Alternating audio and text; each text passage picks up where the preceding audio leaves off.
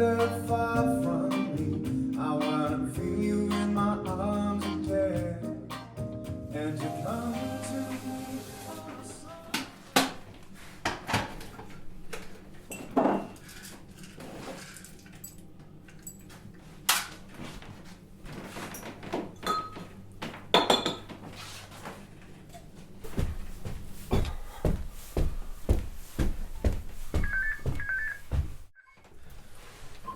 Double 067. Yes, it's Mike James actually speaking. Yeah, what's it concerning? And what date have you got? July the 21st. That's a Saturday. Yeah, and did you want the small band or did you want the full big band?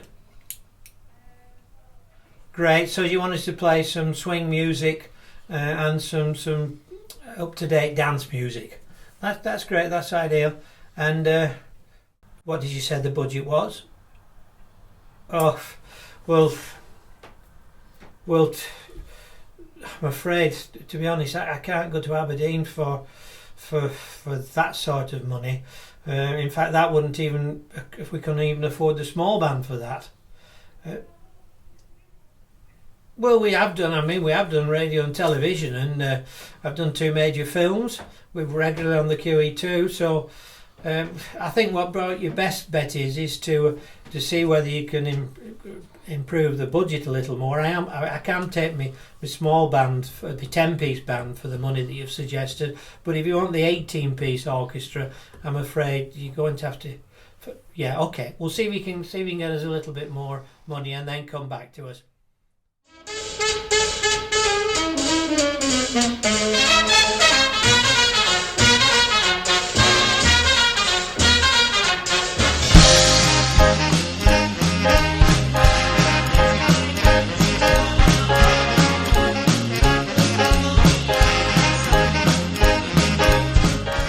I left my heart. In the 1940s, big bands were all a craze, with many famous band leaders like Glenn Miller starring in major motion pictures. This was an era when musicians were respected and made a good living playing their instruments. Fast forward almost 80 years, and this is a far different story. Music of life seems to be like a bell. Bandleader Mike James has come a long way since his humble beginnings in Stalybridge in Manchester. He wanted to be a professional musician like his father before him. Yeah, my father was a saxophone player. Yeah, he actually, well, originally before that he was a violinist, and he used to play in the old days when there were silent films. They would have a piano player. But in the big theatres in Manchester that were showing the silent films, they would augment the band and have a bigger band. So he would play violin for the silent movies. As he got older and dance bands became popular, he started to play saxophone. As I was growing up, we used to, as kids, we used to go to Blackpool for our summer holidays. And when we arrived in those days, we'd book into the bed and breakfast. My mother would, my dad used to say to me, right, the first job is we have to go and book the shows. So we would go and book the shows. And he said, I'm going to take you to Blackpool Tower Ballroom. And I'd only be maybe early teens, 10-year-old, 11 maybe. I remember going in the ballroom there, and the resident organist, the famous guy, was a Reginald Dixon, who used to come up out of the side, but they'd have a big orchestra then, and I remember just seeing this Charlie Boyle and his band, and that was one of my, I just wanted to be a band leader. And then after that, as I got a little bit older, he took me to the Manchester, to the Free Trade Hall as it was then, to see Count Basie. And I remember sitting in the audience thinking, what am I doing watching Count Basie? Because I was a teenager then, and pop music had come. Elvis Presley was around, his skiffle was around, and all the Lonnie Donegan. And I thought, I'm going to watch a blooming old-fashioned band here. And I remember the band coming on stage. Not a word was heard from this orchestra, 18-piece orchestra, the full set, 5 saxes, 4 trumpets, 3 trombones. They all set up, nothing was said. They all sat down, and I thought, these are all old fellas. Count Basie walked on, grand piano there, and he sat at the piano, and he did 3 notes on the piano. He just did a little bit of few notes, and then all of a sudden he went like that, and this orchestra went woof. And I remember my ears going, I'm thinking, crimes, what a sound. And from that, I just didn't want to be anything else. My mother wanted me to be a priest, but I didn't fancy that.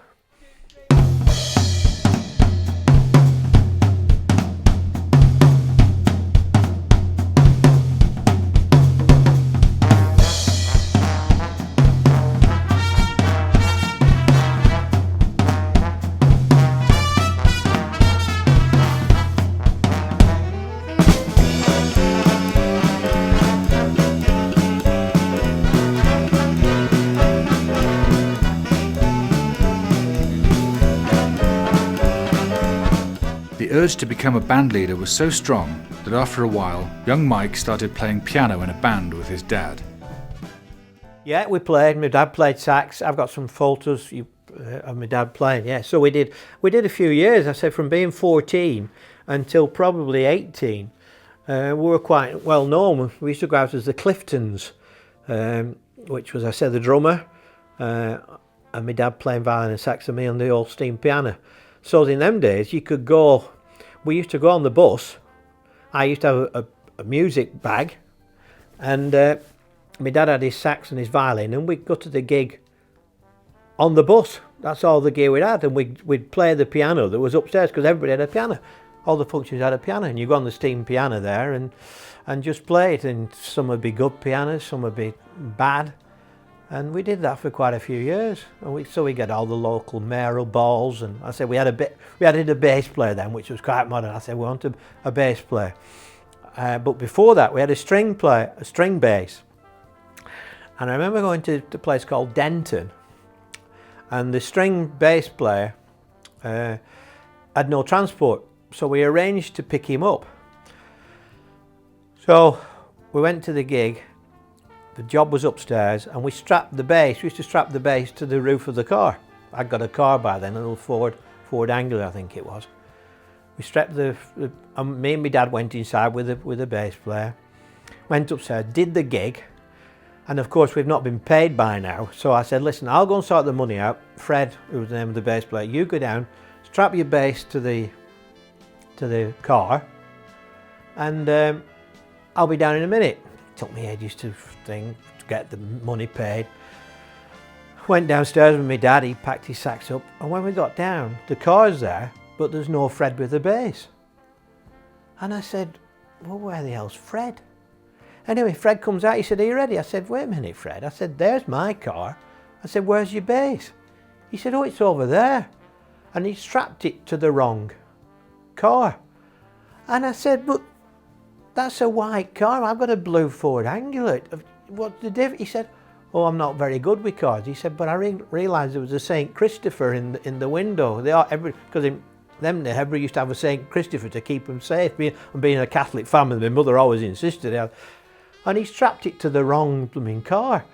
So I said, well, we better get it off quick. And just as we're getting it off, the guy who owned it comes out of the pub, who'd had a few drinks by then, because in them days there were no breathalyzers, so as you were allowed. And he looked at his car, and I could see him think, crimes, I've had a lot to drink tonight. And he went back in and got another double whiskey because he couldn't believe that somebody got a string.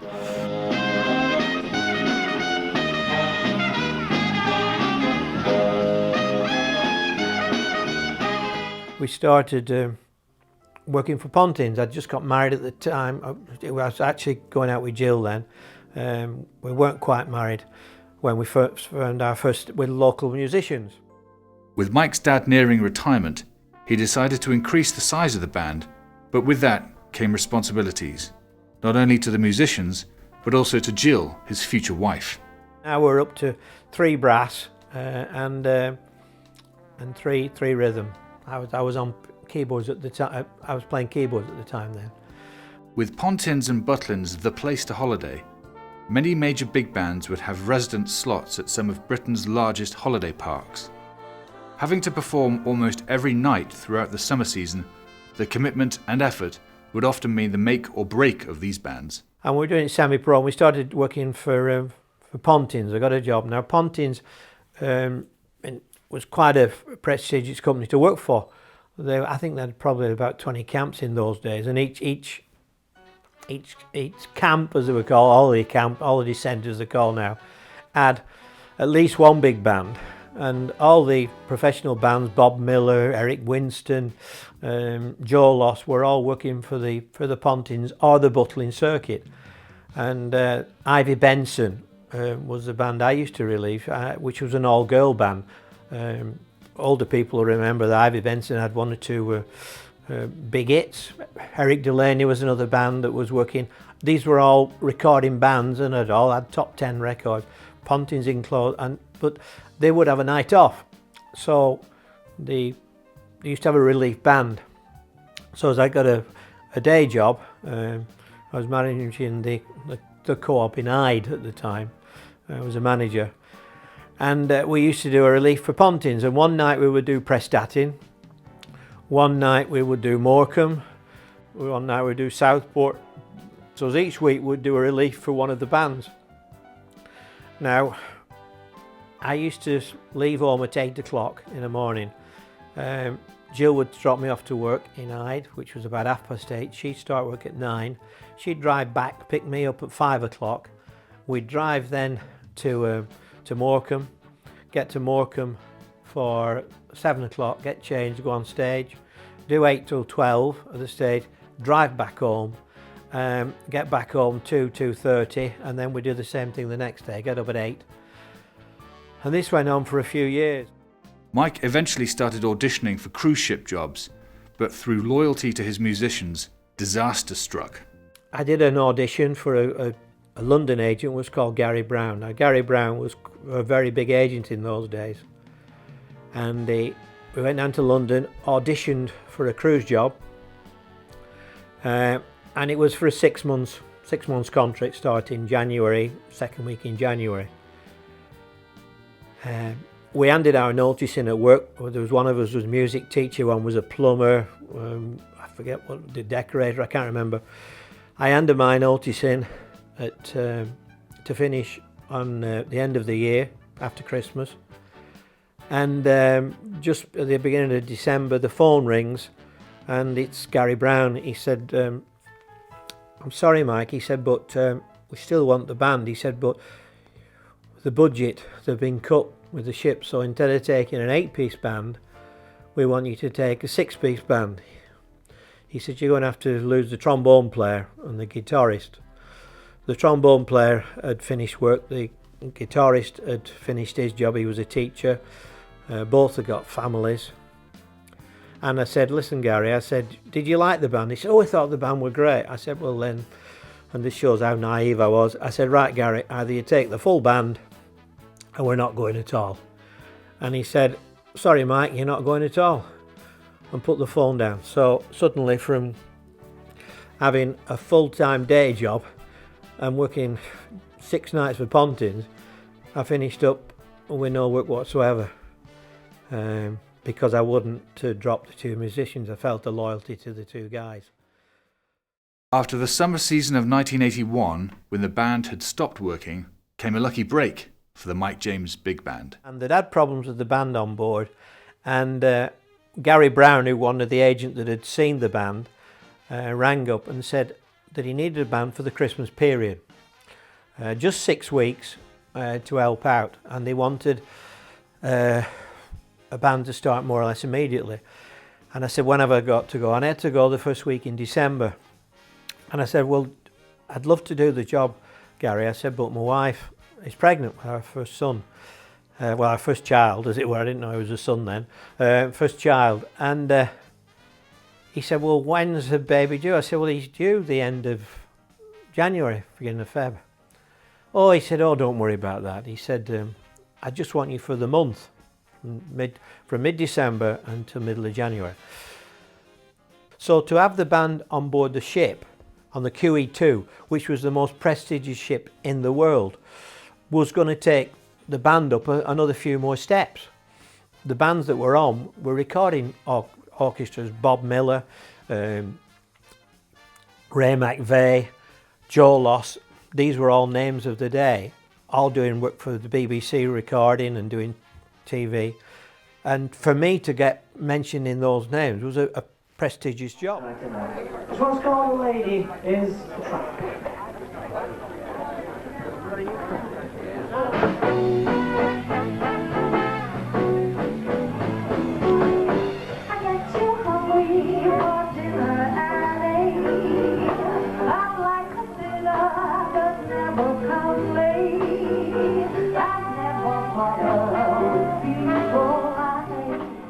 So I decided we would go. Also, I had a problem as well, is that I was booked to go back for Pontins. So what we did was, with myself and Jill, we decided, I rang Pontins and told him the situation. He said, well, it's such a prestigious job. He said, I can't stop you from going, but will you put a band in to do the Christmas period at Pontins? So Jill, who's 8 months pregnant, 7 months, whatever it was, said she would look after the band at Pontins, and I went on the QE2. So I went on the QE2 and left her. And the problem was the baby arrived early, of course. I remember well, Jill will probably tell you later when you speak to Jill, she was in hospital having the baby, and the band were ringing up to find out how to get to the gig. So she was running the band that was at Pontins, and I was on the QE2. And it was a dreadful, dreadful winter. It snowed, it was awful. And I was in charge of the band, and I was very pregnant. So I was supposed to go to Pontins at Southport with them. I weren't on stage with them, but I was supposed to be there. But I got taken to hospital, and I actually had Andrew while they were doing the Southport Christmas, and I had to ring them up and find out. Pontins were ringing me saying, where's the band? I had to then ring individual members from a hospital bed on a payphone to find out where they were, because they were stuck in the snow. And then I had to ring them and get them to ring me. So for a whole 7 or 8 days, I was trying to run another band. We worked with some big stars, but the accommodation we used to get in those was absolutely brilliant. We'd get a suite and a porthole. Nowadays, they have to share a cabin, the band leaders. I got a suite. We used to have a butler to look after us. We used to get payment of, which was such a good pay in those days for the musicians. We used to get paid Sundays at sea. Any overtime we did, we got extra. We used to get paid tipping money, so we could tip the waiter that helped us. We used to help. We could eat in any of the restaurants. The only thing we couldn't do on board was we couldn't have caviar, and we couldn't go in the casino. But otherwise, we had to run the ships, and we got treated like royalty. Nowadays, they have a tiny ship, tiny cabin. Having settled into their regular season on the QE2, Mike had the opportunity to play alongside some of the biggest stars of the time.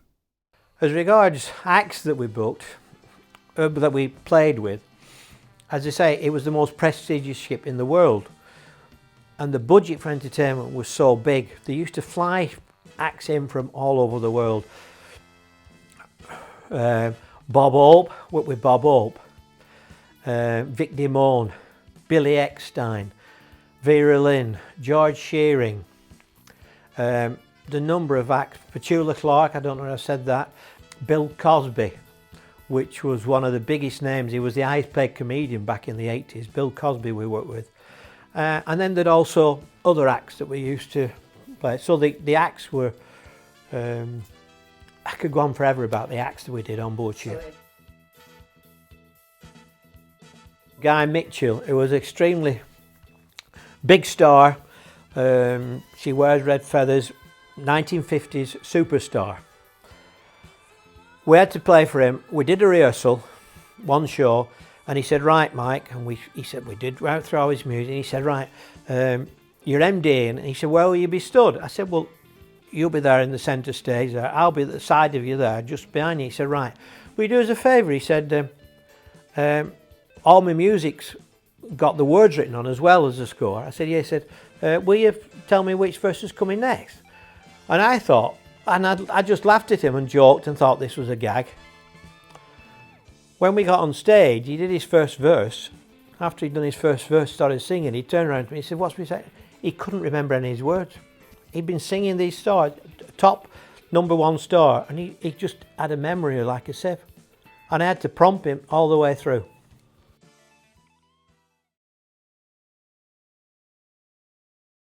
How long would it take you to put all this music together? Usually a couple of days, once I've decided on the set list. Because I've probably at home at least 1,000 arrangements. So the fraction that I've got tonight is nothing compared with that. Because remember, I'm going back to the early 70s when I started the band. So I've got arrangements since then, which is 40 odd years. Do you think that the arrangements have varied quite a lot over the last few years? Well, the music has, the popular music has. But generally the standard of arrangement has never changed. The arrangements have got available cheaper, because in the old days they would have to do everything by hand, whereas now they used to have to write them out, the arrangement, and then the full score. Then they would have to write out the individual instruments. Whereas now it's all done through Sibelius. That's it. They'll do the arrangement online, which they still got to do. They still got to have the ears. They'll do the arrangement, put it on the computer, and then the computer will print out the individual instruments. So you've got a couple of newish songs like Uptown Funk. Yeah. So that's a big arrangement. Yeah, Wynne did that for us, our guitarist. Yeah. Wynne and did he's that. also done Classical Gas. Yeah. Which you'll do tonight as well. We're going to do them both. Yeah, they're both in the second half. For the arrangements, I use a program called Sibelius, which is the industry standard really for notating sheet music. Gone are the days when you're going to be sit there for hours with a pen and paper and just writing out parts for every individual player. So what we do with Sibelius, we start with a full score. So I don't know if you can make this out. You've got the list of instruments all the way down the side there. So rather than just reading one line, the entire score is playing all the way through, stacked up vertically there. So you've got every instrument from the saxophones at the top, well, the voice at the top. I've actually written the voice part in because the arrangement did go on to be published, available at Sheet Music Plus online. Yeah. So you've got saxophones at the top, altos, tenor sax, baritone sax. Then you've got your trumpets, trombones, 4 of each, guitar part, keyboard part, you've got bass guitar, and then the drum kit right at the bottom. And the beauty is that once you've input all of these notes, you can either input them using a keyboard, so you can play them in, or you can literally manually type them in note by note. But you can do a lot of copying and pasting. You can transpose things. That means change key for those who don't know. So once you get familiar with it, I actually find using this is quicker than writing by hand, for me personally. And the beauty is that it will play what you've written in for you. The sounds aren't fantastic, but they're good enough to give you an idea. And then once the whole score is in terms of the individual parts for the players, obviously each player doesn't have a copy of the score because they'd have like 28 pages to turn over. So what you do is each player has a part. I can select, say, the alto sax 1, and there it is. It does it all for you. I mean, you do have to do a little bit of tidying up, move things about a bit, but once it's in there, you just export, press print, and it prints the whole lot out for you. It's fantastic, saves hours of time. Can you load different samples into it? You can, yeah. You can put your own sound sets in. At the moment, I've just got the sounds that come with Sibelius for this particular project. But you could open a different project and have a separate set of sounds for that specific project. So these fantastic trombone sax sounds, yeah, they are samples now. Yeah. They're so realistic, yeah, that you can't tell the difference. Yeah, yeah. If I wanted to spend the time and load a sound set specifically for big band, I could. But, you know, this is more than adequate for telling me if there's any wrong notes. And there you go. The voice isn't very good, it's just like a ooh, ooh, ooh, ooh, ooh, but it's fine for me to hear what notes are in there, you know. There you got the trombones and some saxophones. Obviously the drum kit is playing all the way through. Bass guitar comes in now, and you've got the guitar, the and then obviously so what's that low brass? Is that a baritone you've got a lovely sax? baritone sax there, yeah.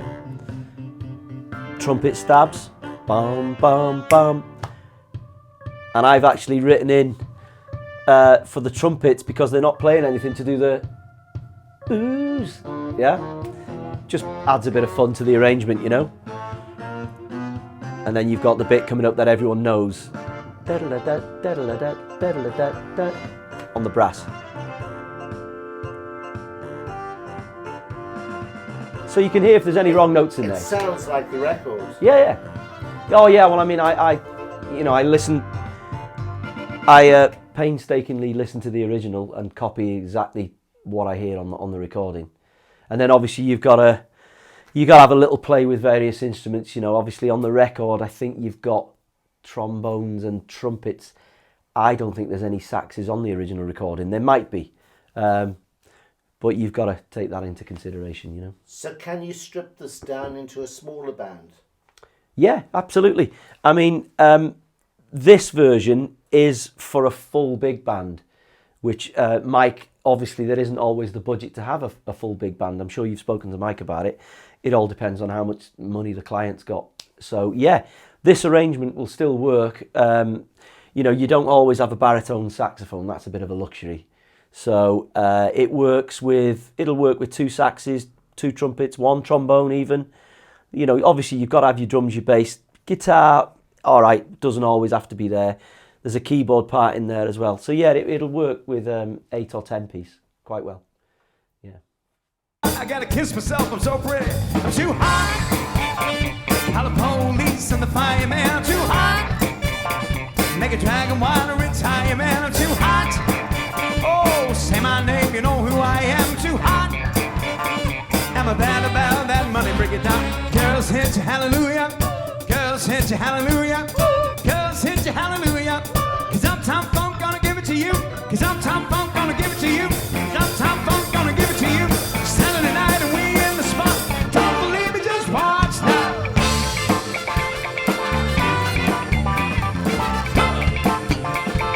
Don't believe me, just watch now.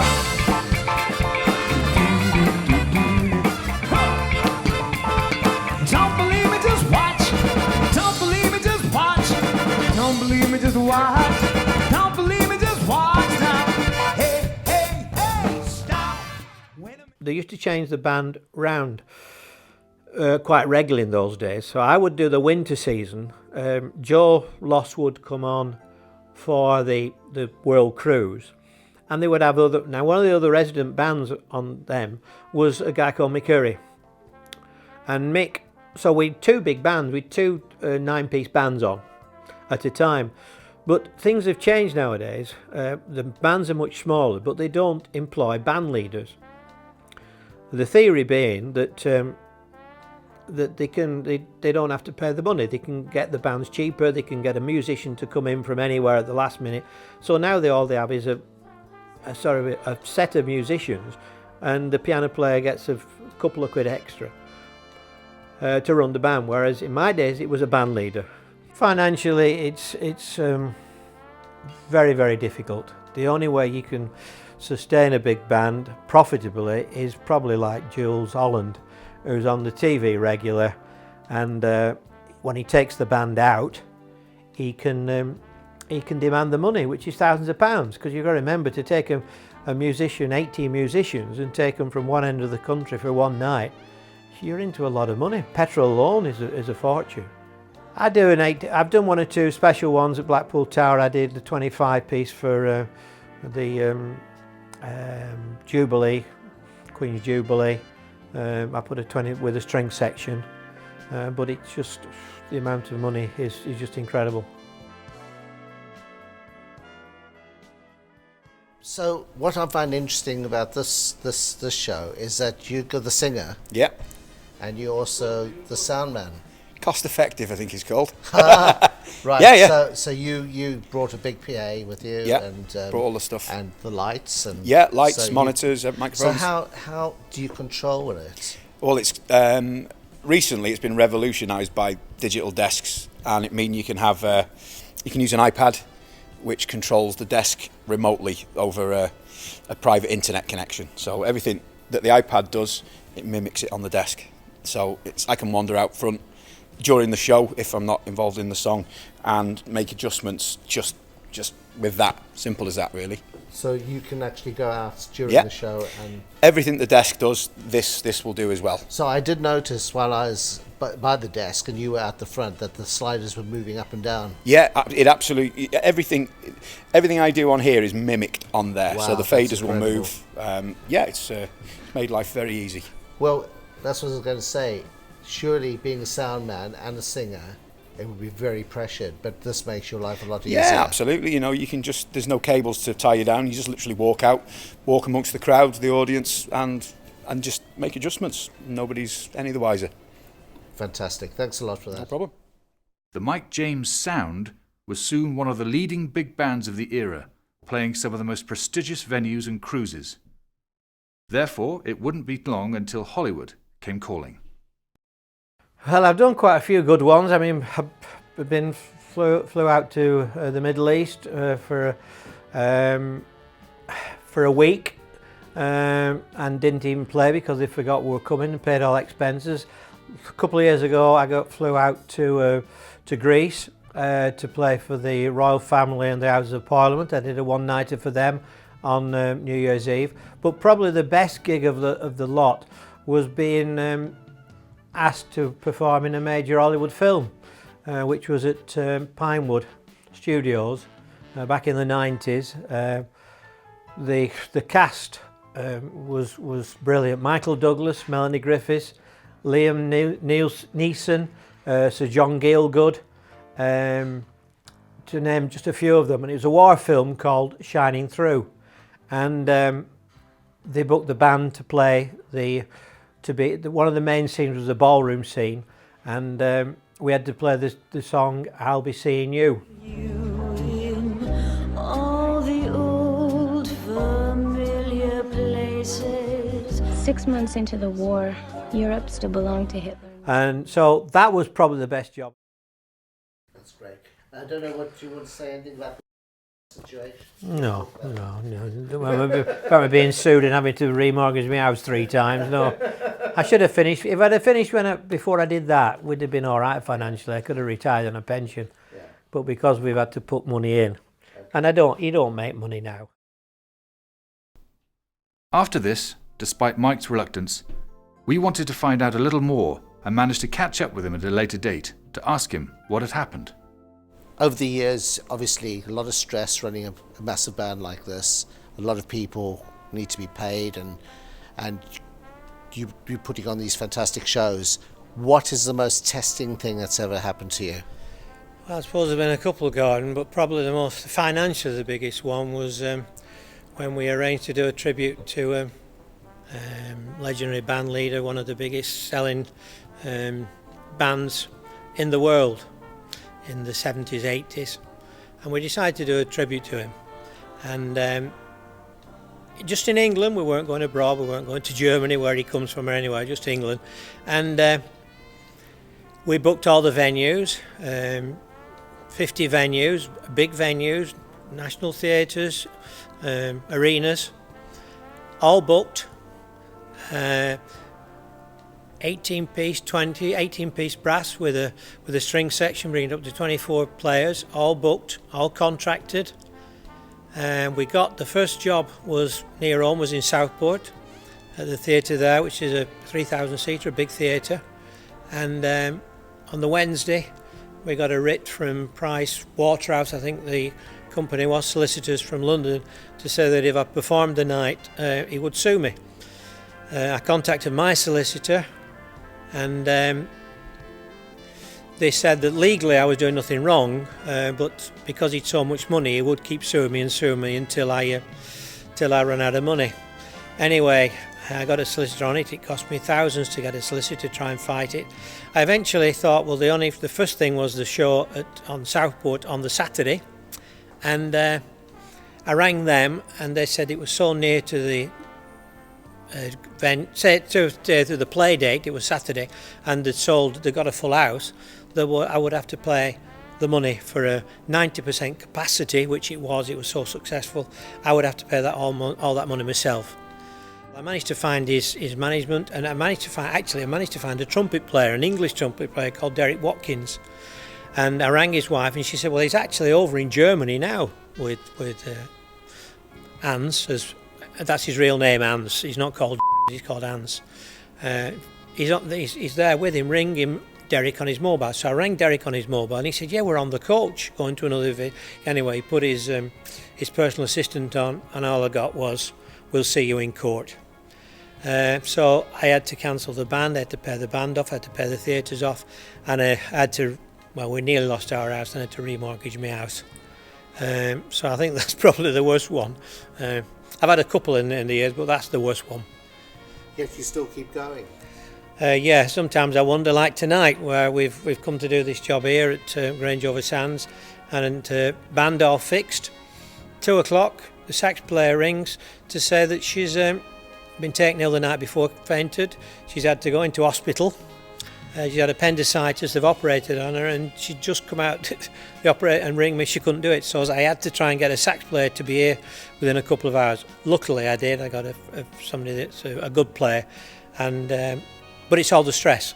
But we're here. We've done the jig. We're set up, and let's hope we have a good show tonight. So, where does that leave the future of the band now? Well, I'm coming to the end of my career, which I'm dreading.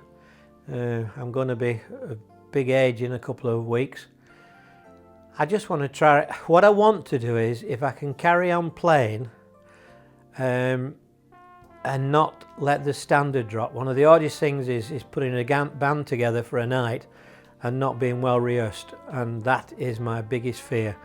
And that will decide when I finish. If I find I can't put as good a quality band together that I've done in the past, well, then I will finish. But I'll try and go on as long as I can.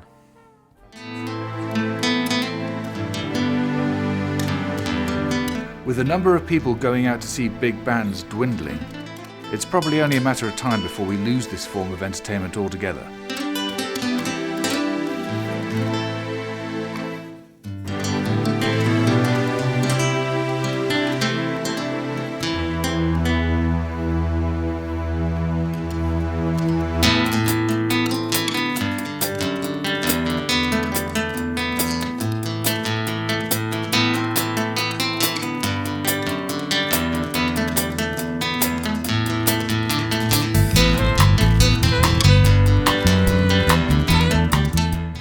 Give a great big round of applause, ladies and gentlemen, to the boys and girls of the orchestra. Stand up, they'll not clap if you don't stand up. Round of applause for Gillian and for Matty. And for myself, my James, don't forget, God willing, we'll be here in August. Thanks for being so very kind to us. If not pleased all of you, I hope we've pleased some of you. Good night, and God bless. Bye. With every era, there has to be an end. With Mike, we have someone with a clear love and passion for the music. Maybe there will still be a few years left yet.